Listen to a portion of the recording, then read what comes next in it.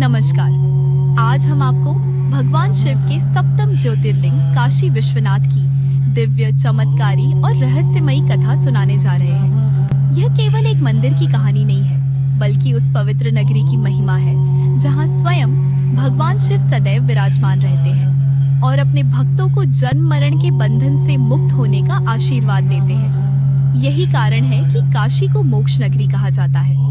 शास्त्रों में कहा गया है कि जब इस सृष्टि की रचना हुई, तब भगवान शिव ने पृथ्वी पर एक ऐसे स्थान को चुना जहां उनकी दिव्य शक्ति अनंत काल तक विद्यमान रहे। उन्होंने अपने त्रिशूल पर एक दिव्य नगरी की स्थापना की, जिसे काशी या वाराणसी कहा गया। मान्यता है कि यह संसार का सबसे प्राचीन जीवित नगर है और भगवान शिव की सबसे प्रिय नगरी भी। ऐसा कहा जाता है कि प्रलय के समय जब संपूर्ण सृष्टि जलमग्न हो जाती है, पर्वत, नदियां और नगर सब नष्ट हो जाते हैं, तब भी काशी का अस्तित्व समाप्त नहीं होता, क्योंकि स्वयं भगवान शिव इस नगरी को अपने त्रिशूल पर धारण कर उसकी रक्षा करते हैं। इसलिए काशी को अविमुक्त क्षेत्र भी कहा जाता है, अर्थात वह स्थान जिसे भगवान शिव कभी नहीं छोड़ते। एक दिन माता पार्वती ने भगवान शिव से विनम्रता से पूछा, स्वामी, आपने संपूर्ण ब्रह्मांड में असंख्य तीर्थों और पवित्र स्थानों की रचना की है, किंतु इनमें आपको सबसे अधिक प्रिय कौन सा स्थान है? भगवान शिव मुस्कुराए और बोले, देवी, काशी मेरी आत्मा है। यह मेरी अनादि और अविनाशी नगरी है। यहाँ आने वाला प्रत्येक भक्त मेरी विशेष कृपा प्राप्त करता है। जो श्रद्धा और विश्वास के साथ इस भूमि पर कदम रखता है, उसका जीवन पवित्र हो जाता है। इसके बाद भगवान शिव स्वयं एक दिव्य ज्योति के रूप में काशी में प्रकट हुए। उनकी वह अनंत दिव्य ज्योति ही आगे चलकर काशी विश्वनाथ ज्योतिर्लिंग के नाम से प्रसिद्ध हुई।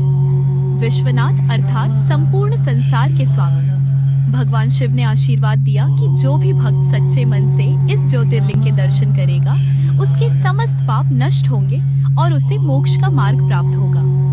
समय बीतता गया और काशी ज्ञान, तप, योग तथा भक्ति का सबसे बड़ा केंद्र बन गई। आर्ष मुनि, योगी, संत और विद्वान यहाँ आकर भगवान विश्वनाथ की आराधना करने लगे। माँ गंगा भी इसी पावन नगरी में बहती है। ऐसा माना जाता है कि गंगा में स्नान करने के बाद यदि भक्त काशी विश्वनाथ के दर्शन करता है, तो उसका जीवन धन्य हो जाता है। लेकिन काशी की सबसे बड़ी महिमा इससे भी आगे है। गरुड़ पुराण, काशी खंड और अन्य पुराणों में उल्लेख मिलता है कि जब किसी मनुष्य का अंतिम समय काशी में आता है, तब स्वयं भगवान शिव उसके समीप उपस्थित होकर उसके कानों में तारक मंत्र का उपदेश देते हैं। उस दिव्य मंत्र को सुनते ही जीवात्मा जन्म और मृत्यु के अनंत चक्र से मुक्त होकर परम शिव में लीन हो जाती है। यही कारण है कि अनादिकाल से लाखों लोग जीवन के अंतिम समय में काशी आने की इच्छा रखते हैं। इतिहास इस बात का भी साक्षी है कि काशी विश्वनाथ मंदिर ने अनेक कठिन परीक्षाएं देखी हैं।